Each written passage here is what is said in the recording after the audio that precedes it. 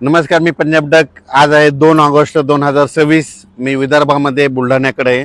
तर या ठिकाणून महाराष्ट्रातल्या शेतकऱ्याला अंदाज देणार आहे. राज्यातल्या सर्व शेतकऱ्याला सांगू इच्छितो की म्हणजे आजपासून पावसाचा जोर ओसरणार आहे आणि ठिकठिकाणी सूर्यदर्शन होणार आहे. म्हणून शेतीचे कामे करून घेण्यासाठी पोषक वातावरण आहे. पण हे असताना देखील काय होणार आहे, 6 ऑगस्टपर्यंत स्थानिक वातावरण तयार होऊन 10 मिनिटाचा, 20 मिनिटाचा, अर्ध्या तासाचा पाऊस काय होणार आहे, दुपारनंतर येणार आहे. म्हणून अंदाज लक्षात यायचा. पण असा खूप काय मोठा अतिवृष्टी, मुसळधार पाऊस काय पडणार नाही. म्हणून हे देखील अंदाज सर्व शेतकऱ्यांना लक्षात यायचा. 7 तारखेच्या नंतर वातावरणात आणखीन बदल होईल, चांगलं सूर्यदर्शन होईल. त्याच्यानंतर शेतकऱ्यांना कामं करण्यासाठी जवळपास 15 ऑगस्टपर्यंत शेतकऱ्यांना कामे शेतीचे करण्यासाठी वेळ भेटणार आहे. म्हणून हा अंदाज सर्व शेतकऱ्यांना लक्षात यायचा. पण राज्यात मग शेतकऱ्यांनी 15 तारखेपर्यंत आपण आपली शेतीची कामे करायची. कारण की काय होणार आहे, 16-17च्या दरम्यान परत एक काय होणार आहे, बंगालच्या खाडीमध्ये एक कमी दाबाचा पट्टा तयार होणार आहे आणि आपल्याकडं उन्हाची तीव्रता असल्यामुळं मग ते कमी दाबाचा पट्टा महाराष्ट्राकडे येईल आणि ते महाराष्ट्राकडे आल्याच्या नंतर आता जसा पाऊस पडला तसाच मग राज्यामध्ये काही भागामध्ये पाऊस पडणार आहे. म्हणून हा अंदाज लक्षात घ्यायचा. त्याचा व्हिडिओ आता आपण नंतर दिला जाईल. पण तोपर्यंत शेतकऱ्यांनी काय करायचं, 15 ऑगस्टपर्यंत शेतीची कामे करून घ्यायला काही हरकत नाही. म्हणून हा अंदाज देखील सर्व शेतकऱ्यांना लक्षात घ्यायचा.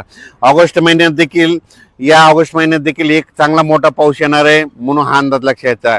म्हणजे सांगायचं झालं तर 17 ऑगस्टपासून ते 30 ऑगस्टच्या दरम्यान एक चांगला मोठा पाऊस येईल.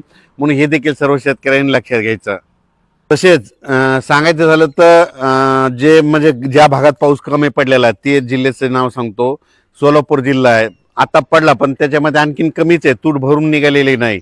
सोलापूर जिल्हा, बीड जिल्ह्याचा काही भाग, लातूर जिल्हा, धाराशिव जिल्हा, त्याच्यानंतर परभणी जिल्ह्यातला काही भाग, नांदेड जिल्ह्यातला काही भाग.